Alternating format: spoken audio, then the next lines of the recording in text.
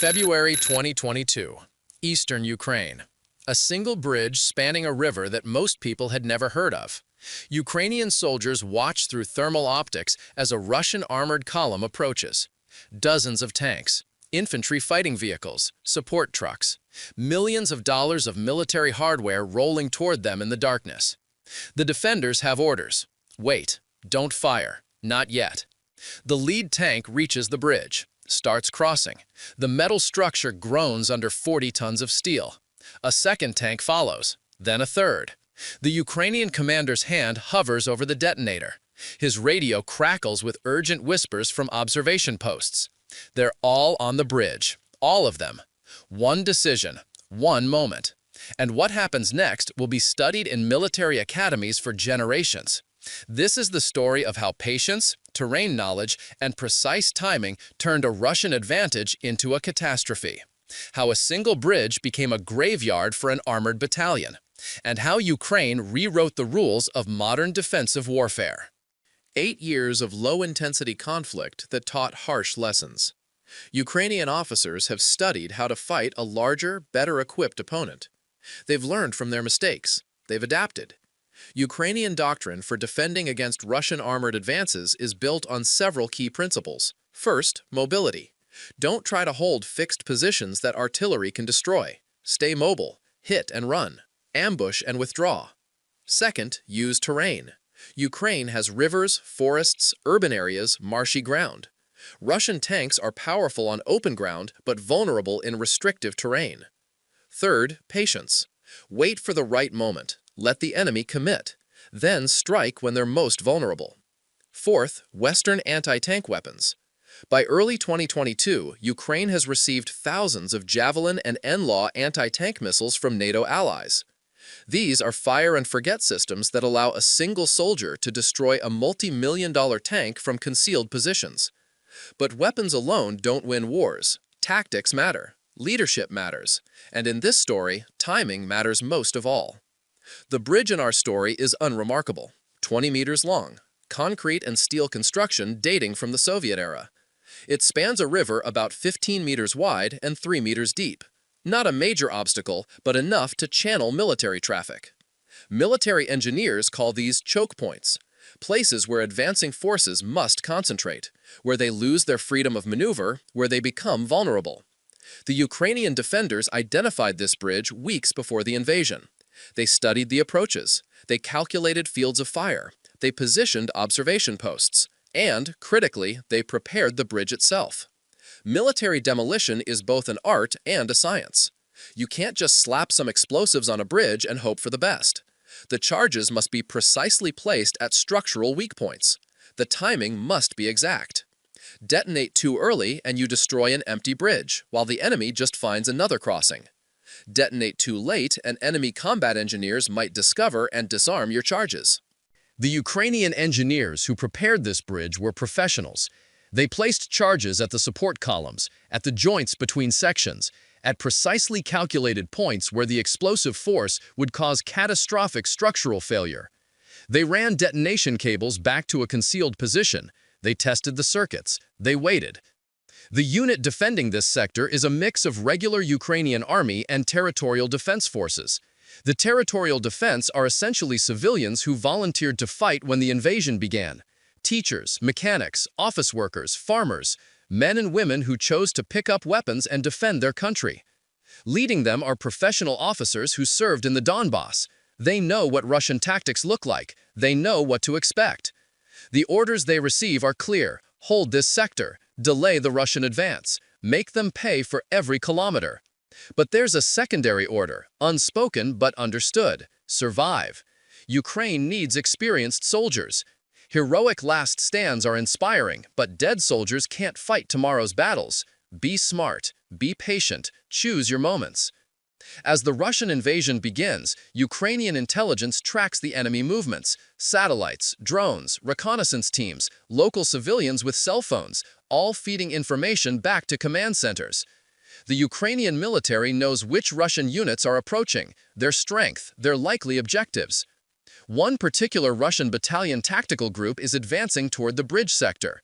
A BTG is the basic Russian combined arms formation, 40 to 50 tanks and infantry fighting vehicles, plus artillery and support elements, approximately 800 soldiers. Their mission is to secure the crossing, establish a bridgehead, and allow follow-on forces to exploit the breakthrough. The Russian commander is confident. His unit is well equipped. They have air support on call. They've encountered some resistance, but nothing their firepower couldn't overcome. The bridge ahead is just another objective to be secured and crossed. He doesn't know that Ukrainian forces have been watching his approach for hours, that every move his battalion makes is being tracked and reported, that the bridge ahead isn't just a crossing point, it's a carefully prepared kill zone. The Russians advance according to standard doctrine. Reconnaissance vehicles move ahead, probing for threats. The main force follows in march column formation, vehicles moving in a long line along the road, prioritizing speed over dispersion. This is where doctrine meets reality. Russian military theory emphasizes rapid advance and maintaining momentum, but this also creates vulnerability. A column of vehicles strung out along a single road is a target-rich environment. The Ukrainian defenders watch and wait. Forward observers report the Russian progress. The column is 10 kilometers away, then 5, then 3. Artillery would be the conventional response. Hammer the column with indirect fire. But the Ukrainians hold their artillery. They're saving it for something specific. The Russian reconnaissance element reaches the bridge first. 2 armored reconnaissance vehicles, BRDM-2s, equipped with machine guns and radios. Their job is to check if the bridge is intact, if it's mined, if there are defenders on the other side. The scouts approach cautiously. They see no obvious threats. The bridge appears intact. No visible damage. No signs of defenders. They report back, bridge secure, recommend main force proceed. This is the first critical mistake. The Russian scouts didn't detect the Ukrainian observation posts hidden in the tree line 300 meters away. They didn't see the demolition cables carefully concealed under rubble. They didn't recognize that the entire area was under surveillance. The Russian battalion commander receives the report, bridge secure.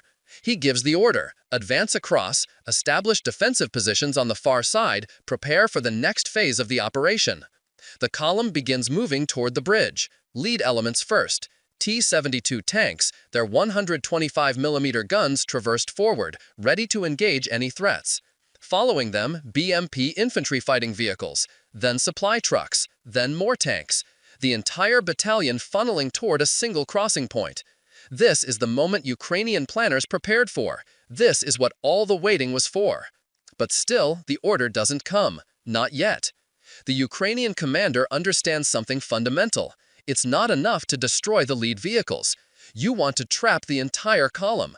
You want to create chaos. You want to turn an organized military formation into a confused, vulnerable mass of metal and men. So they wait. The first tank rolls onto the bridge. The structure creaks under the weight but holds. The tank continues across, reaches the far side, begins moving forward to make room for following vehicles. A second tank drives onto the bridge. Then a third. Then a BMP. Then another tank. Now there are 5 heavy vehicles on the bridge simultaneously. Hundreds of tons of weight concentrated on a structure that was never designed to support such mass in such concentration. And behind them, the rest of the battalion is compressed into a tight column, vehicles almost bumper to bumper, waiting their turn to cross. The Ukrainian commander makes the calculation. Maximum vehicles on the bridge, maximum vehicles stacked behind it unable to maneuver. Minimum opportunity for the enemy to react. He gives the order. The explosion is massive. 700 kilograms of military-grade explosives detonate simultaneously at 6 structural points along the bridge. The sound is a physical force, a shockwave that rattles windows kilometers away. The bridge doesn't just collapse, it disintegrates. The central span drops first, taking 3 vehicles with it, 2 tanks and 1 BMP. 40 tons of steel falling 5 meters into cold water. The crews inside have no time to react, no time to escape. The vehicles hit the water and sink immediately, heavy metal coffins carrying men to the bottom. The remaining sections of the bridge, now unsupported, twist and fall in sequence. A 4th tank, caught between collapsing spans, tilts sideways and falls. A fifth vehicle, a supply truck, tries to reverse, but the roadway beneath it simply ceases to exist. In 7 seconds, the bridge transforms from a structural asset to twisted wreckage protruding from the water at impossible angles. But the explosion is only the beginning. The Russian column, compressed into a tight formation behind the bridge, is suddenly trapped. Vehicles at the front can't advance. The bridge is gone. Vehicles at the rear can't reverse. There are dozens of vehicles behind them stretching back hundreds of meters. They're stuck on a narrow approach road with forests on both sides and a destroyed bridge ahead. This is exactly what the Ukrainian planners wanted. Before the dust from the explosion even settles, Ukrainian anti-tank teams open fire. The Javelin missile is a remarkable weapon. Fire-and-forget technology means the operator locks onto a target, fires, and can immediately take cover. The missile's computer does the rest. It flies high, then dives down onto the target from above, striking the thin top armor where tanks are most vulnerable. From concealed positions in the tree line, Ukrainian soldiers fire javelin after javelin into the stalled Russian column. The missiles arc upward, invisible in the darkness, then streak down onto their targets with devastating precision. A T-72 at the front of the column explodes, its ammunition cooking off in a secondary blast that sends the turret spinning 30 meters into the air. This is what tank crews call catastrophic kill. When the ammunition inside detonates, the explosive force has nowhere to go except up, literally blowing the tank apart from the inside. The NLAW missiles work differently. Predicted line-of-sight guidance means the operator briefly tracks the target, and the missile predicts where the target will be when it arrives. These are particularly effective against moving targets. Ukrainian teams use them against vehicles trying to reverse or maneuver off the road. Within the first 2 minutes of the ambush, 12 Russian vehicles are destroyed or disabled. Fire spreads, ammunition explodes, fuel tanks rupture, sending burning diesel across the ground. Russian crews are trained for this: react to ambush, suppress the enemy, maneuver out of the kill zone, call for support. But training scenarios don't capture the chaos of real combat. Commanders try to issue orders, but communications are overwhelmed. Everyone is shouting on the radio simultaneously. Crew commanders are trying to spot threats while keeping their vehicles moving, while coordinating with other vehicles. It's too much. Information overload. Some vehicles try to reverse, but there's nowhere to go. The road behind them is blocked by other vehicles. Some attempt to maneuver into the forest, but Ukrainian planners anticipated this. The tree line on both sides of the road is too dense for tracked vehicles. Tanks trying to push through get stuck, presenting stationary targets. Russian infantry dismount from their BMPs, taking cover wherever they can find it. But they're taking fire from multiple directions. Ukrainian territorial defense forces, armed with assault rifles and machine guns, engage from concealed positions. They're not trying to assault the Russian position. That would be suicide. They're just adding to the chaos, creating more threats that Russian soldiers must respond to. The Russian battalion commander, wherever he is in this column, faces an impossible situation. His force is strung out, unable to concentrate combat power. His vehicles are being destroyed faster than he can assess the situation. His communications are chaos, and he doesn't even know where all the threats are coming from. He does what doctrine demands: call for support. Artillery fire is requested, but there's a problem. Russian forward observers can't pinpoint Ukrainian positions. The Ukrainians are firing from concealed positions, moving after each shot, using natural cover. The few artillery shells that arrive in response land in the forest, churning up earth and trees but causing no casualties. Close air support is requested. Attack helicopters are supposed to be available, but Ukrainian air defenses are active in this sector.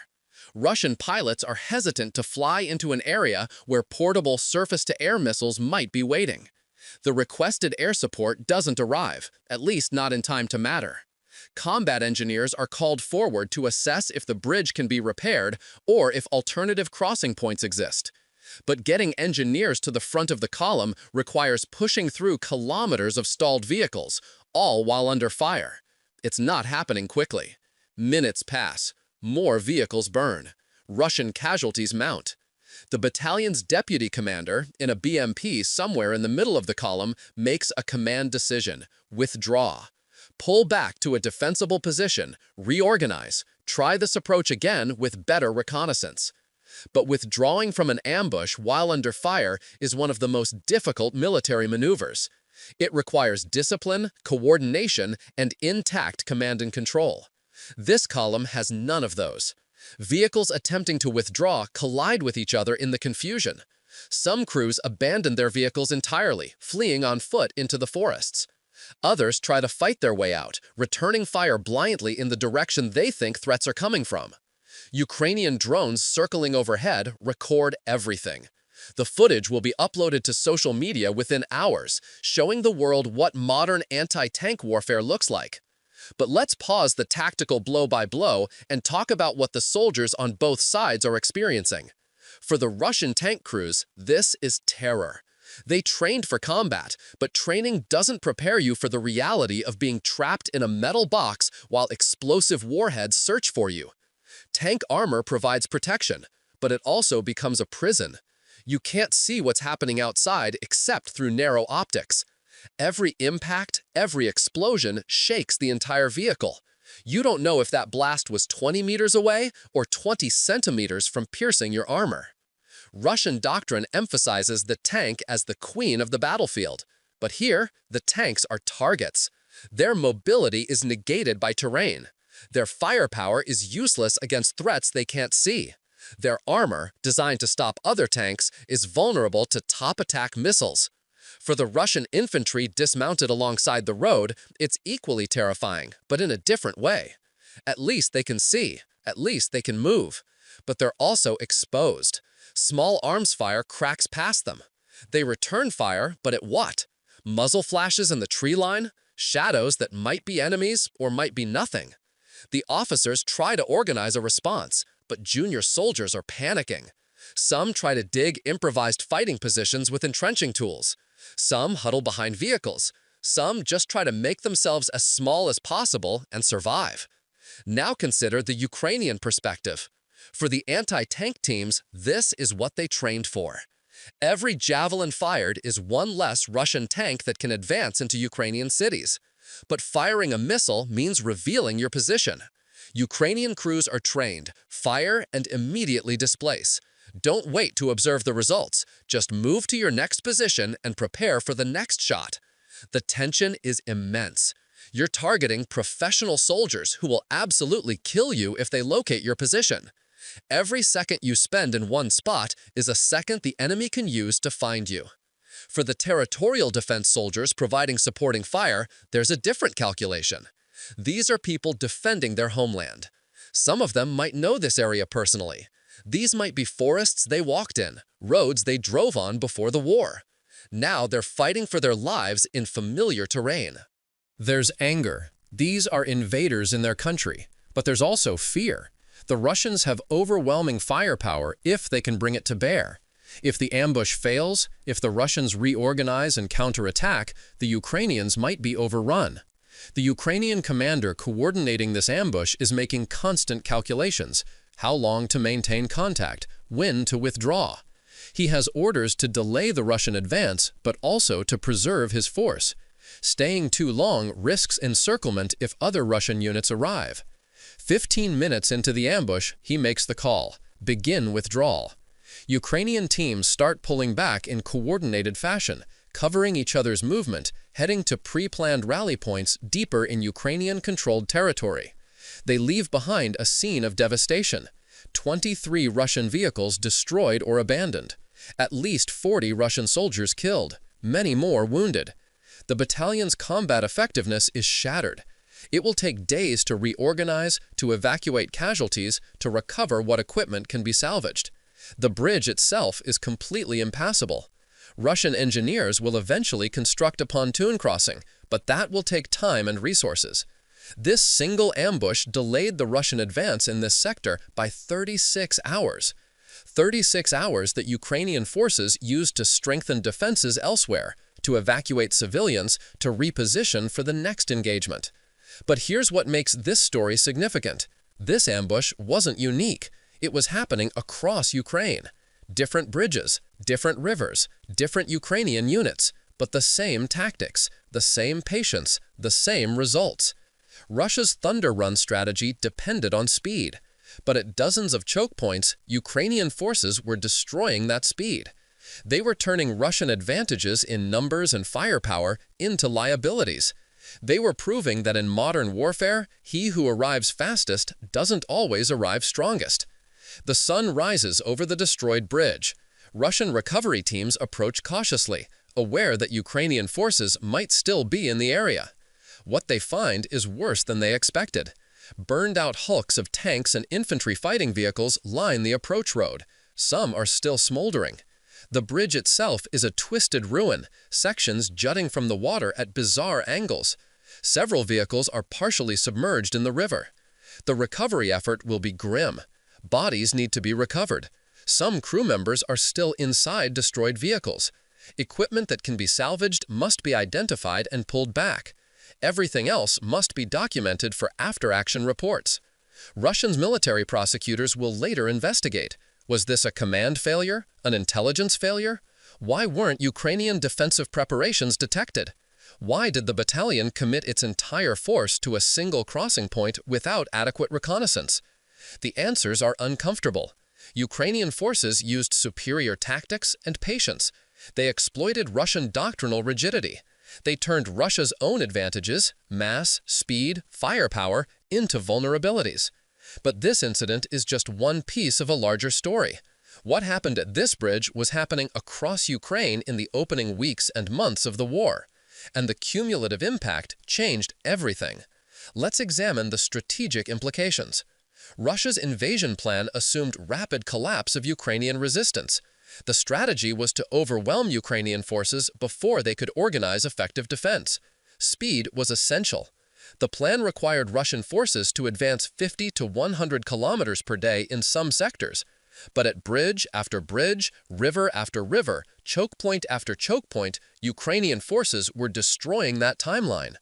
The Battle of Hostomel Airport, where Ukrainian forces prevented Russian airborne troops from securing an airhead near Kyiv.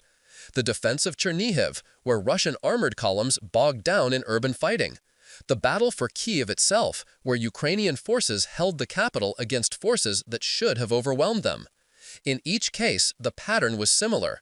Ukrainian forces used terrain, patience, Western weapons, and superior tactics to delay, degrade, and destroy Russian advances. The ambush tactics perfected at bridges became a template. Let the enemy commit. Wait for maximum vulnerability. Strike with precision. Withdraw before the enemy can respond. Repeat. Western military observers were surprised. Many had predicted Ukraine would fall in days or weeks. The Ukrainian military was smaller, less equipped, fighting a much larger opponent. But what the observers missed was that Ukraine had been preparing for exactly this scenario since 2014. 8 years of conflict in the Donbass taught Ukrainian forces how to fight Russia. They studied Russian tactics. They identified weaknesses. They trained specifically for defensive operations against armored advances. When the invasion came, they weren't improvising. They were executing a plan. The impact on Russian military planning was profound. Within weeks of the invasion, Russian forces shifted tactics. The rapid thunder runs were abandoned. The focus shifted to more methodical advances with greater emphasis on artillery preparation. But this meant sacrificing speed, which meant giving Ukraine time to prepare defenses, to receive Western weapons shipments, to mobilize reserves. The bridge ambush tactics also influenced Russian engineering operations. River crossings became extremely risky. Russian forces began conducting extensive reconnaissance before attempting crossings. They deployed more mine-clearing equipment. They conducted dummy crossings to draw out Ukrainian fire before committing main forces. But all these adaptations took time and resources, and they still didn't guarantee success. Ukrainian forces continued to identify and exploit Russian vulnerabilities. Western military establishments were paying close attention. The war in Ukraine became a live-fire testing ground for modern military technology and tactics. Weapon systems were being employed in large-scale conventional warfare in ways that hadn't been seen since World War II. The Javelin missile system proved devastatingly effective. US and NATO militaries had known the Javelin was capable, but seeing it employed in actual combat confirmed its value. Countries accelerated purchases. Training programs were expanded. The same was true for the NLAW, the Turkish Bayraktar TB2 drone, the Switchblade loitering munition. These systems were demonstrating that modern infantry could defeat armored vehicles in ways that weren't possible in previous generations of warfare. This has strategic implications beyond Ukraine. China, watching the war closely, is assessing what it means for potential operations in Taiwan. Taiwan is an island. Any Chinese invasion requires amphibious landings and river crossings. If relatively light Ukrainian infantry can destroy Russian armored columns at river crossings, what could Taiwanese forces do to Chinese assault forces trying to cross the Taiwan Strait or establish beachheads? The answer is keeping Chinese military planners awake at night. Russia, meanwhile, is facing a crisis in its armored forces. Thousands of tanks and infantry fighting vehicles have been destroyed or captured in Ukraine. Production of new vehicles can't keep pace with losses. Russia has begun pulling T-62 tanks from long-term storage, vehicles that were built in the 1960s and 70s and haven't been frontline equipment in decades. The tank, once the symbol of Russian military power, has become a symbol of Russian military failure in Ukraine. This isn't to say tanks are obsolete. That's too simplistic. Tanks remain powerful weapons when employed properly, with infantry support, with adequate reconnaissance, with air superiority, with combined arms coordination. But Ukrainian operations demonstrated that tanks employed without these supports are vulnerable, expensive targets. Let's talk about the human cost, because behind every destroyed vehicle, there are human casualties. The Russian soldiers killed in ambushes like the one we've described were professionals in many cases, contract soldiers who joined the military as a career. Some were conscripts serving mandatory military service. They followed orders. They advanced when told to advance. They died when Ukrainian missiles found their vehicles. Russian military culture doesn't emphasize individual soldiers the way Western militaries do. The focus is on the collective, on the mission, on the state. But these are still human beings, with families, with lives that ended violently in foreign territory. Russian authorities initially tried to suppress casualty figures. Official statements claimed minimal losses, but bodies returning home tell a different story. Families demanding answers about missing soldiers.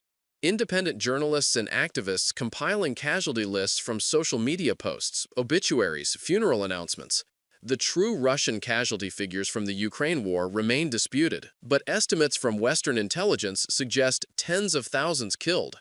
Many of those deaths occurred in situations exactly like our bridge ambush. Soldiers trapped in vehicles, unable to effectively fight back, destroyed by weapons they never saw coming. For Ukrainian forces, the human cost is different but no less real. Yes, they're defending their homeland. Yes, they're often winning tactical engagements, but they're also experiencing the stress and trauma of combat. The territorial defense soldiers who fought in these ambushes are civilians in uniform, teachers who now know what it's like to kill another human being, farmers who've seen their friends die, office workers who've experienced the terror of artillery fire. These experiences leave psychological scars that last lifetimes. Ukrainian soldiers I'll mention from various interviews and reports describe constant stress, the knowledge that Russian artillery might arrive at any moment, the sound of drones overhead, wondering if they're Ukrainian or Russian, the exhaustion from weeks of poor sleep, inadequate food, constant vigilance. Even in victory, there's trauma. And then there are the civilians. The bridge in our story might have been in a rural area, but there were villages nearby. When the ambush happened, civilians heard the explosions. Some watched from windows as vehicles burned. In some cases, Russian forces retreated through civilian areas, sometimes taking hostages or looting homes in their desperation.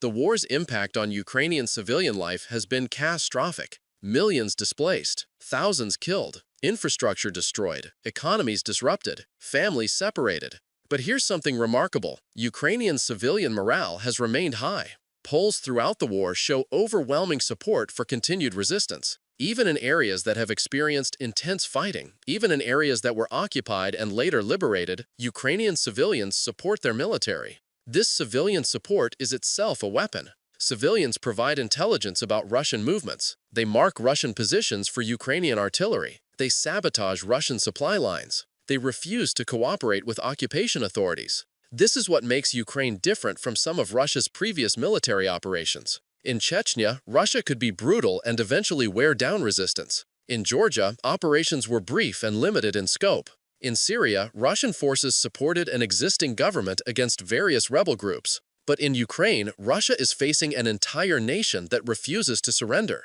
Every Ukrainian civilian is a potential resistance member. Every village is potentially hostile territory. Every bridge, every river, every forest could be hiding Ukrainian soldiers waiting to ambush the next Russian column. This is unsustainable for Russia. Military occupation requires cooperation or at least acquiescence from the occupied population. When the entire population is hostile, occupation becomes impossible to maintain without massive troop commitments. The bridge ambush tactics represent more than just clever military planning. They represent Ukrainian determination, the willingness to fight intelligently, to wait patiently, to strike decisively, and then to do it again and again and again for as long as it takes. Let's discuss the international dimension. The early success of Ukrainian forces, including ambush operations like the one we've described, changed Western calculations about the war. Initially, many Western governments were hesitant to provide significant military aid. The assumption was that Ukraine would fall quickly, that weapons provided would end up captured by Russian forces. There was also fear of escalation. If Western weapons directly led to massive Russian casualties, would Russia retaliate against NATO? But as Ukrainian forces demonstrated their competence, as they proved they could effectively employ Western weapons, as they showed they could actually win tactical engagements, Western support increased dramatically. Billions of dollars in military aid, sophisticated weapon systems, intelligence sharing, training programs, sanctions on Russia, diplomatic isolation. The bridge ambush and hundreds of similar operations proved to Western policymakers that aid to Ukraine wasn't wasted. It was going to forces that could actually use it effectively. This created a virtuous cycle for Ukraine. Success brought more aid brought better weapons brought more success. Let's discuss the international dimension. The early success of Ukrainian forces, including ambush operations like the one we've described, changed Western calculations about the war. Initially, many Western governments were hesitant to provide significant military aid. The assumption was that Ukraine would fall quickly, that weapons provided would end up captured by Russian forces. There was also fear of escalation. If Western weapons directly led to massive Russian casualties, would Russia retaliate against NATO? But as Ukrainian forces demonstrated their competence, as they proved they could effectively employ Western weapons, as they showed they could actually win tactical engagements, Western support increased dramatically.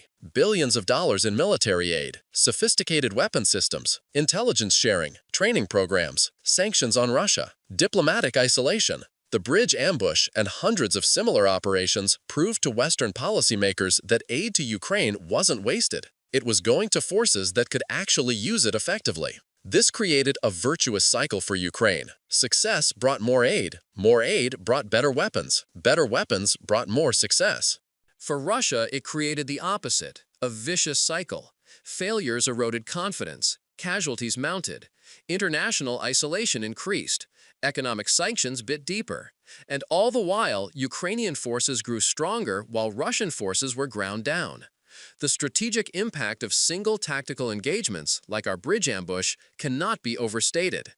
In isolation, destroying one Russian battalion matters, but it doesn't change the overall balance of power. But multiply that ambush by dozens or hundreds of similar engagements across the entire front, and you fundamentally alter the strategic picture. Russian planners expected to be in Kiev in 3 days. Instead, their forces bogged down in battles for small towns and river crossings. The timeline collapsed. The element of surprise was lost. Ukrainian forces gained time to mobilize, to position, to prepare, and time is what Ukraine needed most. Now, let's address some hard questions about how these tactics reflect on modern military doctrine. For decades, Western militaries have focused on expeditionary operations, fighting wars in Iraq, Afghanistan, Syria, conflicts where the US and NATO had overwhelming advantages in air power, intelligence, and logistics. Concepts like shock and awe dominated military thinking, the idea that you can win wars quickly through technological superiority and massive firepower. Ukraine has demonstrated a different model. What happens when you don't have air superiority, when you're outnumbered, when you can't rely on overwhelming firepower? You go back to fundamentals: terrain, patience, surprise, morale. These are principles that would be recognized by military theorists from centuries ago.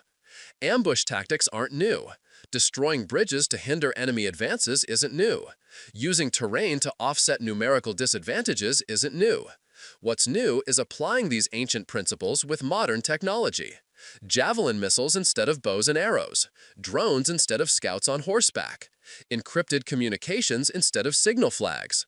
Ukraine has shown that a technologically inferior force can defeat a superior opponent through superior tactics, better motivation, and intelligent use of terrain. This is something that militaries around the world are studying intensively. Smaller nations facing potential aggression from larger neighbors are particularly interested. The Baltic states, Estonia, Latvia, Lithuania, are developing defensive plans explicitly based on Ukrainian tactics. If Russia attacks, they plan to fight the same way: ambushes, anti-tank teams, territorial defense forces, using terrain to negate Russian advantages. Poland is expanding its territorial defense forces based on the Ukrainian model. Finland and Sweden, despite joining NATO, are maintaining and expanding their defensive capabilities along similar lines. Even larger military powers are reassessing.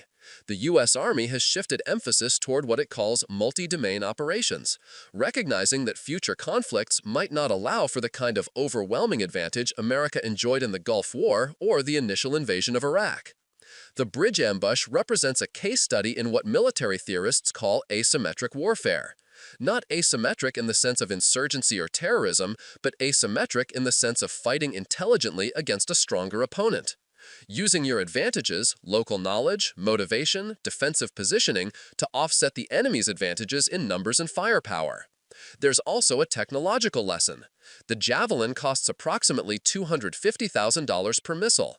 A Russian T-72 tank costs approximately $1.5 to $2 million. A single infantry soldier with a Javelin can destroy a vehicle worth 6 to 8 times more, crewed by 3 highly trained soldiers in a matter of seconds. This economic calculation changes military planning. If defenders can impose disproportionate costs on attackers, aggression becomes less attractive. This is deterrence through asymmetric costs. But here's the concerning counterpoint. Russia has adapted. After the initial failures, Russian forces changed tactics. They're more cautious at river crossings. They use more artillery preparation. They advance more slowly but more methodically. And Russia has one advantage Ukraine struggles to match: mass. Russia can afford to lose equipment and soldiers, not politically perhaps, but materially. Russia has vast reserves of old equipment and storage. It has a large population to draw conscripts from. It can sustain a grinding war of attrition longer than Ukraine can, unless Western support continues. This is the strategic challenge Ukraine still faces. Tactical victories, ambushes, successful defenses, recovered territory are essential, but the war will ultimately be decided by strategic factors: who can sustain the effort longer, whose economy can support continued operations, whose population maintains the will to fight. The bridge ambush bought Ukraine time. Dozens of similar ambushes bought more time, but time alone doesn't guarantee victory. It must be used effectively to build stronger defenses, to train more soldiers, to receive more aid, to exhaust Russian capabilities. As of late 2024, the war continues. The front lines have largely stabilized. Neither side has achieved decisive breakthrough. Russia holds significant Ukrainian territory in the east and south. Ukraine has successfully defended against further Russian advances and has even conducted successful counteroffensives in some areas. The tactical lessons from the early bridge ambushes remain relevant, but the war has evolved. Both sides have adapted. Ukrainian forces have received more sophisticated weapons, longer-range missiles, advanced air defense systems, Western tanks, and infantry fighting vehicles. Russian forces have entrenched, built extensive fortifications, and shifted to defensive operations in many sectors. The nature of the conflict has changed from the mobile warfare of early 2022 to something resembling the trench warfare of World War I in some sectors, grinding attritional battles over small territorial gains. But the fundamental lesson remains. Ukraine proved that a determined, intelligent defense can stop a much larger aggressor. The bridge ambush is a symbol of that resistance, a moment when patience, planning, and courage turned the tide of a single engagement and contributed to the larger strategic picture. Let's return to where we started. A bridge, a waiting Ukrainian force, a Russian column advancing into an ambush. But now we understand what that moment represents. It represents the collision between two different visions of warfare. Russia came with overwhelming force, believing that power and mass would prevail. Ukraine responded with patience and precision, believing that intelligence and determination could overcome numerical disadvantages. History tells us that both approaches can work. Mass and firepower have won countless wars, so have patience and tactical brilliance. The outcome depends on execution, on circumstances, on the human elements that can't be quantified in spreadsheets comparing tank numbers and artillery pieces. What makes the Ukrainian defense remarkable isn't just that they stopped Russian advances. It's how they did it, with limited resources, with a military that was outmatched on paper, with soldiers who were often civilians in uniform just weeks earlier. The bridge ambush we've explored is one story among thousands. Every Ukrainian soldier has a story. Every engagement has its own tactical details, but they all share common threads: courage, intelligence, sacrifice. Let's talk about what this means for the future of warfare. The conflict in Ukraine has shattered some comfortable assumptions: that modern wars would be quick, that technological superiority guarantees victory, that conventional warfare between major powers was essentially obsolete in the nuclear age. Ukraine has shown that none of those assumptions are reliable. Wars can be long and grinding. Technology helps but doesn't guarantee anything. And conventional war, far from being obsolete, remains devastatingly relevant. This has implications far beyond Ukraine's borders. Every military in the world is studying this conflict. Tactics are being revised, weapon systems are being reevaluated, training programs are being updated. The lessons are sobering. Modern warfare is incredibly destructive. Casualties can be catastrophic. Equipment losses can be staggering. The economic costs are immense. And there are no easy victories. But there are also hopeful lessons. A smaller nation can defend itself against a larger aggressor. Defensive advantages exist even in modern warfare. International support matters. And perhaps most importantly, the human factors, morale, leadership, determination, still matter as much as they ever did. The Ukrainian soldiers who waited at that bridge, who watched the Russian column approach, who pressed the detonator at precisely the right moment, they were making military history. They probably didn't think of it that way. They were just following their training, executing their mission, trying to survive. But their actions, multiplied across thousands of similar engagements, changed the course of the war. They presented the rapid Russian victory that seemed inevitable to many observers. They bought time for Ukraine to mobilize, to receive aid, to build a defense that could sustain itself.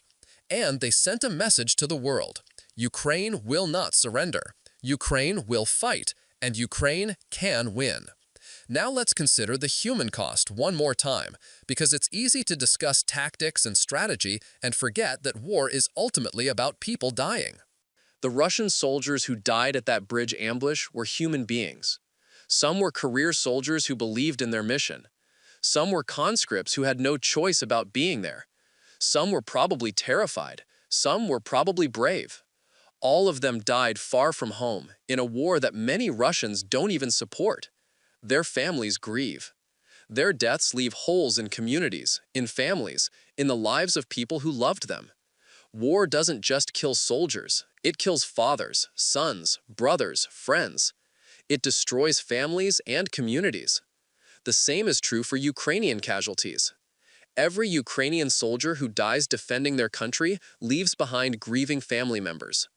Every territorial defense volunteer who doesn't come home is a teacher who won't return to their classroom, a mechanic who won't return to their shop, a parent who won't return to their children. War is waste. Waste of lives, waste of potential, waste of resources that could build instead of destroy. But sometimes war is also necessary. When one nation invades another, when territorial integrity and sovereignty are violated, when people face the choice between fighting or losing their freedom, war becomes unavoidable. Ukraine didn't choose this war. Russia brought it to them. And faced with that reality, Ukrainians chose to fight rather than surrender. The bridge ambush represents that choice, the decision to resist, the willingness to take risks, to make sacrifices, to fight for something larger than individual survival. History will judge whether those sacrifices were worth it, whether the cost in blood and treasure could have been avoided, whether different decisions at different times might have prevented the conflict entirely. But for the soldiers at that bridge, those questions were irrelevant. They had a mission. An enemy was approaching. They did their duty. That's what soldiers do.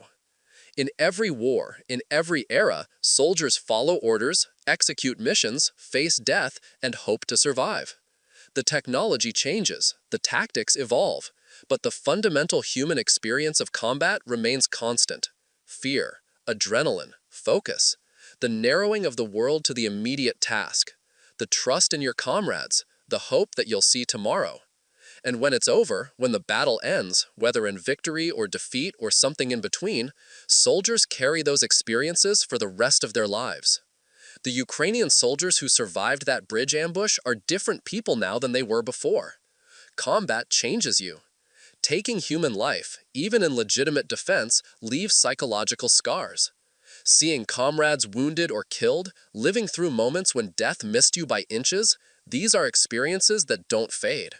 Post-traumatic stress, survivor's guilt, moral injury, these are the invisible wounds of war. They don't show up on casualty lists, but they're real and they're lasting. This is part of the cost of war that never appears in strategic calculations. When politicians and generals plan military operations, they count tanks and missiles and soldiers. They don't count nightmares. They don't count broken marriages. They don't count the decades of psychological treatment that veterans will need. Ukraine will be dealing with these costs for generations. Hundreds of thousands of soldiers experiencing trauma, millions of civilians displaced and traumatized, an entire society scarred by war. The bridge might be rebuilt. Destroyed tanks will be cleared away. Physical scars heal, but psychological and social scars remain. Yet Ukraine endures. This is perhaps the most remarkable part of the story. Despite everything, the casualties, the destruction, the trauma, Ukrainian society remains functional. The government operates. The economy, though damaged, continues. Civilians adapt to wartime conditions. And soldiers keep fighting. This resilience is itself a weapon. Russia's strategy has partly relied on breaking Ukrainian will to resist, on making the costs of fighting so high that Ukraine would seek peace on Russian terms. But that strategy has failed. Ukrainian determination remains strong. The bridge ambush is a microcosm of this resilience. Ukrainian forces could have retreated before the Russian column arrived. They could have avoided the engagement, saved themselves the risk. But they stayed. They fought. They won. And then they moved to the next defensive position and prepared to do it again. This is what resistance looks like in practice. Not dramatic last stands, not heroic charges, just professionals doing their job, day after day, engagement after engagement, accepting the risks because the alternative, surrender, is unacceptable. So, what's the final lesson? What should we take away from this story? Perhaps it's this: never underestimate defenders fighting for their homeland. The advantage of fighting on your own soil, with intimate knowledge of the terrain, supported by your own population, defending your own families, that advantage is enormous. It can offset numerical inferiority. It can make up for technological gaps. It can turn predicted defeats into unexpected victories. Russia learned this lesson the hard way. So have many other powers throughout history. From the American Revolution to Vietnam to Afghanistan, smaller forces fighting on home ground have defeated larger invaders. The bridge ambush is one more example in that long historical tradition. David versus Goliath, the underdog using intelligence and courage to overcome brute force. But unlike biblical stories, this one doesn't have a clear ending yet. The war continues. More bridges will be contested. More ambushes will be fought. More soldiers on both sides will die. The outcome remains uncertain. Ukraine has survived the initial onslaught. It has proven it can fight and win. But survival and victory are different things. Pushing Russian forces out entirely will require sustained effort, continued international support, and either Russian exhaustion or political changes in Moscow. None of that is guaranteed. What is certain is that Ukraine has already changed military history. The tactics and strategies employed, including the bridge ambushes we've discussed, will be studied in military academies worldwide. Future officers will analyze these engagements, learning lessons about defensive operations, about asymmetric warfare, and about the continuing relevance of fundamental military principles, even in an age of high technology. The soldiers who fought at that bridge, both Ukrainian and Russian, are part of that history now. Their actions, their decisions, their sacrifices, these matter. They shaped outcomes. They influenced events far beyond that single location. And perhaps that's the ultimate lesson. Individuals matter. Single engagements matter. One bridge, one ambush, one moment of courage or terror or decision, these can change everything. The Ukrainian commander who pressed the detonator at precisely the right moment made a decision that affected the entire war. The Russian battalion commander who committed his forces to that crossing made a decision that doomed his unit. Each soldier who fired their weapon, who took cover, who advanced or retreated, each made decisions that mattered. War is often discussed in abstract terms, strategic objectives, operational maneuvers. But ultimately, war is a human endeavor. It's about people making choices under impossible pressure. The story of the bridge ambush is a human story. People waiting in darkness, hearts pounding, knowing that other people are approaching with intent to kill them. People in vehicles, tired and scared, following orders to advance into territory that might be hostile. And then, in seconds, the transformation from order to chaos, from life to death, from confidence to terror. These are the moments that define wars. Not the grand strategies, not the political objectives, but the individual moments of combat where humans face mortality and must decide, fight or flee, act or hesitate, live or die. The Ukrainian soldiers at that bridge chose to fight. They executed their mission with courage and skill. They achieved a tactical victory that contributed to a larger strategic picture. And they survived to fight another day. That's a success story. In the brutal calculus of war, where success is measured in survival and mission accomplishment, that ambush was an unqualified success. But let's not romanticize it. Success in war still means death and destruction, still means trauma and loss, still means human cost that can never be fully repaid or justified. War is failure. It's the failure of diplomacy, of politics, of human wisdom. The fact that the ambush was necessary means that everything that should have prevented the war had already failed. But given that failure, given that war became unavoidable, the Ukrainian response, intelligent, courageous, effective, represents the best possible outcome. They defended their territory. They protected their people. They demonstrated that aggression has costs. And maybe, just maybe, they contributed to a future where other potential aggressors think twice before invading their neighbors. Because the lesson of Ukraine is clear. Invasion is expensive, uncertain, and potentially disastrous. Even when you have numerical superiority, even when you have technological advantages, even when victory seems assured. The defender has advantages you can't quantify: motivation, local knowledge, determination.